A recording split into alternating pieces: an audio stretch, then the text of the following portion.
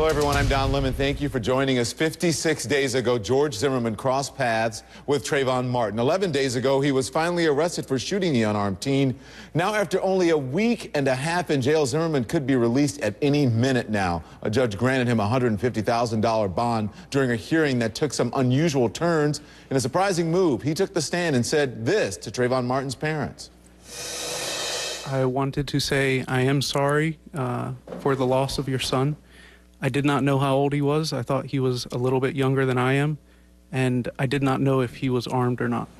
David Mattingly is outside the jail where Zimmerman is being held in Sanford, Florida. David, hello to you. Any indication about when he'll get out? Well, the defense attorney walked out of the jail just a little while ago. He didn't give us any solid indication of exactly when George Zimmerman was going to be released. He said there was still a lot of work that needed to be done, particularly regarding security, not just for George Zimmerman, but for Zimmerman's family as well.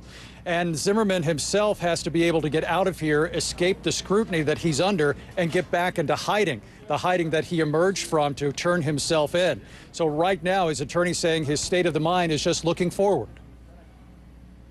Again, he's sort of focused on getting out at this point. You know, it's a long, long process. This is the first few steps of it, and he's still very worried about the fact that he's facing a life sentence on a second-degree murder charge. Is he expected to see his wife face to face? And at this moment, everyone's still waiting and watching, waiting to see what happens next, how George Zimmerman will begin his days of freedom and his days of working on his defense against this second-degree murder charge. And David, if he is released, when he is released, there are some stipulations after he leaves jail. Well, that's right. We're going to have to find out exactly where authorities are going to have to know exactly where he is all the time. He's going to have a GPS tracking device on him. He's going to be on a curfew. He's going to be on a very tight leash. He's going to have to check in periodically every day. He's not supposed to have any alcohol, no controlled substances.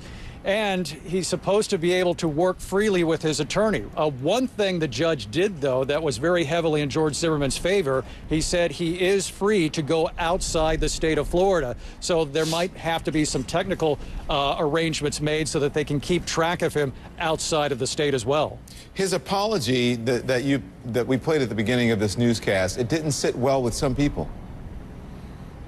Well, it didn't go over well with Trayvon Martin's parents, I can tell you that for sure. I was sitting in the courtroom looking right at them when George Zimmerman apologized to them and spoke to them directly. They were completely unmoved.